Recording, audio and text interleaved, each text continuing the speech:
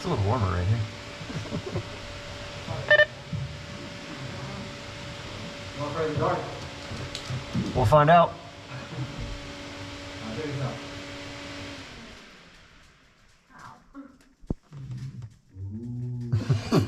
That you, Jimmy? Jimmy!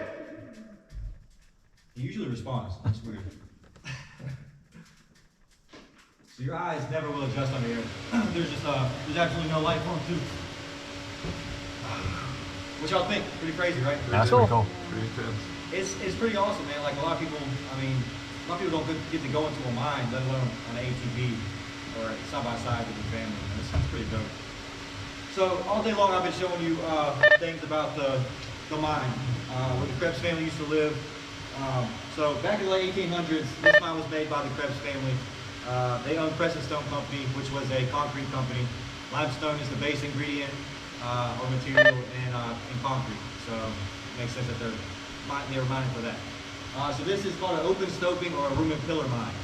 They come in here and take a real size cavity of the aggregate out, and they leave these pillars around the base of it to support the shelf above us. The limestone shelf runs through mid-state New York all the way down to Louisville, Kentucky. And it gets thicker and thicker the further south that you go. So these ceilings here reach about 20 feet high. Down in Louisville, they call those the mega cabins because they reach over 100 feet. They have like zip lining and one of the biggest light shows I think in the world there. It's pretty crazy. It's definitely on my bucket list to do. But this was all done by hand.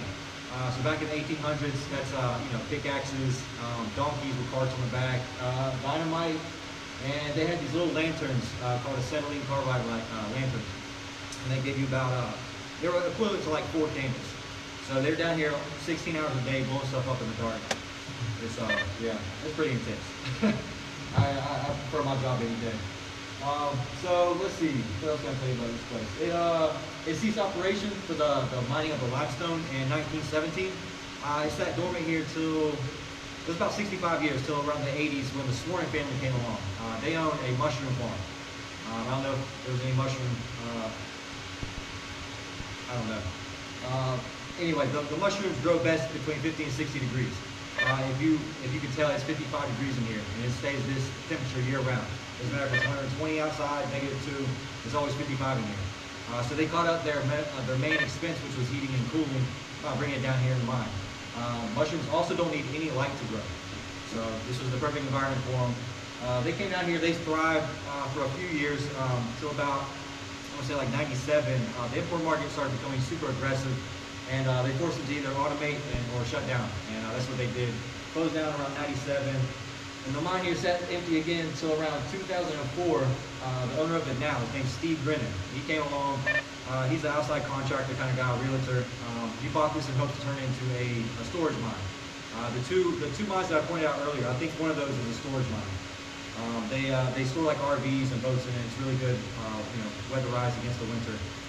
So he got down here and surveyed it, and found out it was too small to invest the money into. And so he didn't. He set it aside for another day, another project.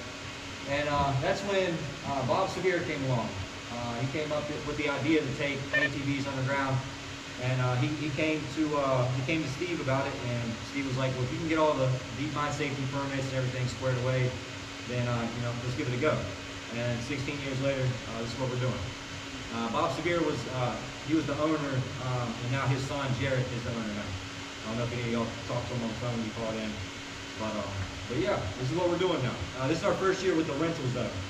He just purchased all these top of the line 2022 Yamahas, and then he brought me along to run the rentals and do the tour guide.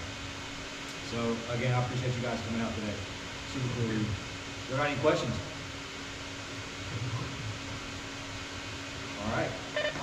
On the way out, make sure to stop on the hill and look out in front of you. There's a 3-acre lake under here. This is an 11-acre mine. 3 of it is underwater because the water seeps through the foundation above us because of the dynamite blast, and then the foundation below us is so compact, the water has nowhere to go. So we actually pump it out year round, and we have a pond outside we call it the Blue Lagoon. When the water seeps through the cracks of the foundation, the minerals in the limestone turn it like a blue color. I still haven't seen it yet. I'm still waiting for it to be blue. I haven't seen it, but I take their word for it. And then when we come around this side, now the fan wants to show up. If you look, you'll see 2 orange cones. If you look down the middle, there's a light. It's a corridor that leads back to where the mushroom farm used to be. Very cool. All right.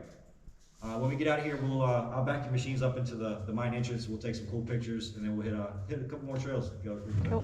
Sounds good. Awesome. All right. Thank you. Thank y'all. Go ahead and come back up.